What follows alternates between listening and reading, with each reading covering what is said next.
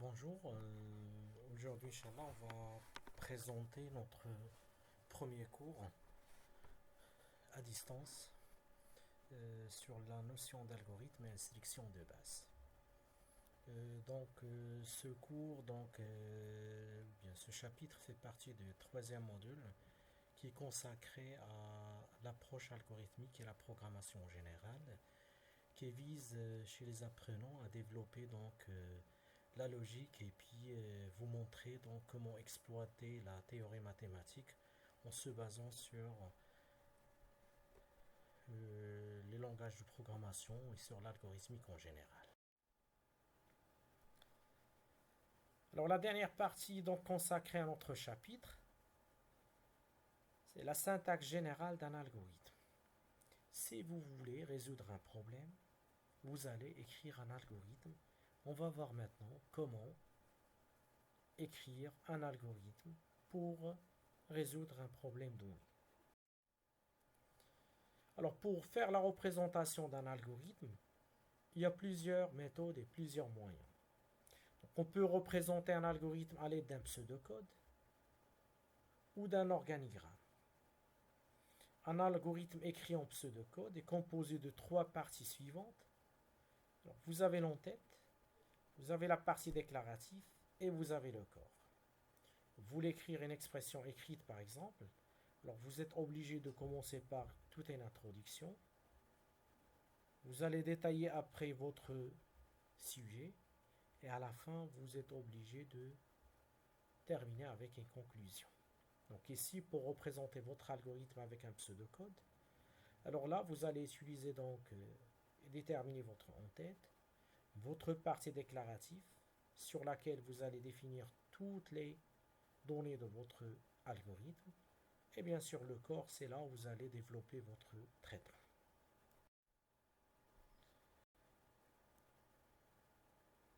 Donc, le pseudocode peut avoir la forme suivante. On commence par le mot-clé algorithme. On donne un nom à notre algorithme qui doit être significatif. Pour la partie déclarative, il faut différencier entre les constantes, qui représentent des données dont la valeur est fixe, et les variables. Alors, vous commencez par les constantes. Pour définir une constante, on commence par const. Le nom de la constante, puis juste à côté, sa valeur. Et pour les variables, vous allez citer le nom des différentes variables, deux points, leur type. Et le corps doit être délimité entre début et fin. Et à l'intérieur, vous développez les différentes instructions. Exemple d'un pseudocode. Supposons qu'on aimerait bien calculer la somme de deux nombres, A et B. À votre avis, comment on va appeler cet algorithme? Automatiquement, l'algorithme il permet de faire la somme. On va l'appeler somme pour qu'il soit significatif. Vous aurez besoin des constantes. Ici, il n'y a que des données A et B qui peuvent être changées au cours de l'algorithme. Dès qu'on va déclarer deux variables A et B, pour calculer la somme, comme on a vu pour l'exemple de la première partie, j'aurai besoin de la valeur de A, il faut lire le A. J'aurai besoin de la valeur de B, donc il faut que l'algorithme puisse lire la valeur de B. Une fois que j'aurai ça, je peux effectuer le calcul. Dès qu'on peut dire que le nom de l'algorithme c'est somme, je déclare les variables nécessaires. A et B, C, ce sont des réels. On demande à l'utilisateur de donner A, on va lire la valeur de A. On demande la valeur de B. Si je sais la valeur de A et B, je peux calculer la somme. Et à la fin, j'affiche le résultat.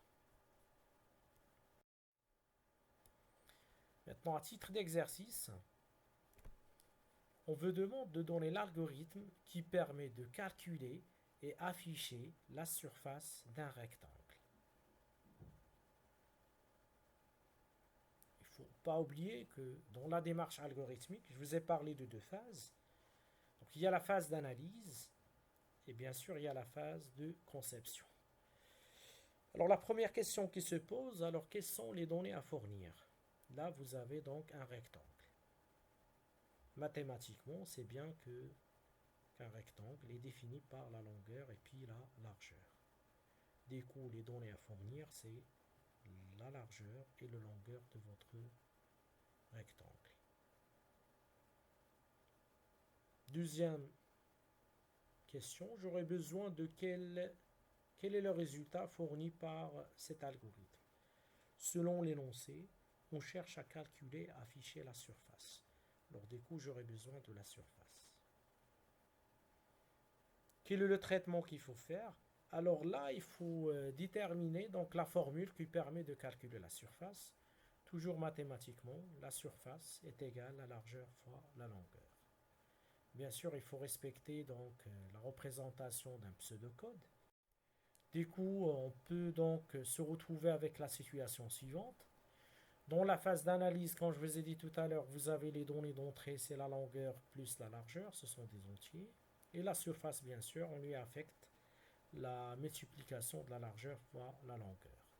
Et là, je vous demande de remarquer qu'on convient d'utiliser des noms significatifs.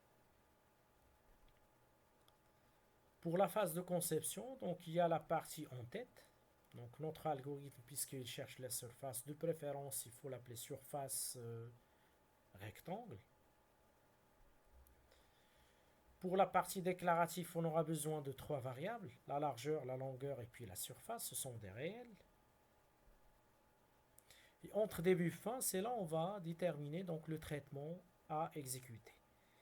Bien sûr, pour calculer la surface, j'aurai besoin de la valeur de largeur. Donc j'aurai besoin de lire la largeur de rectangle.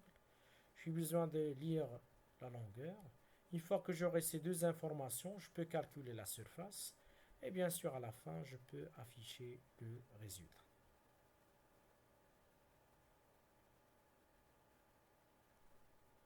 Pour faire le récap, dans notre chapitre, donc on a parlé de 4 parties. Notion d'algorithme, autant que solution pour résoudre tel ou tel problème. Pour faire un algorithme, j'aurai besoin des données. Du coup, donc on a exploré la notion de données, ses caractéristiques telles que le nom, la valeur, le type et puis la nature.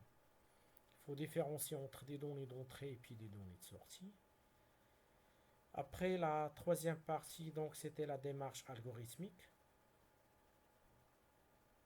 Pour résoudre un problème et développer votre algorithme, il faut passer par la phase d'analyse où vous allez définir quelles sont les données à fournir, quels sont les résultats à aboutir et puis quels sont les traitements, bien le traitement qu'il faut faire. Une fois la phase d'analyse est effectuée, vous allez organiser toutes ces informations dans la phase de conception pour aboutir au résultat final. Et bien sûr, pour écrire un algorithme, vous avez deux manières, soit le pseudocode, soit un organigramme.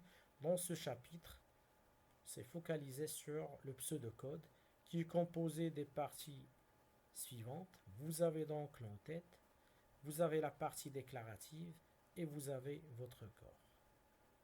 Je vous remercie et au prochain chapitre.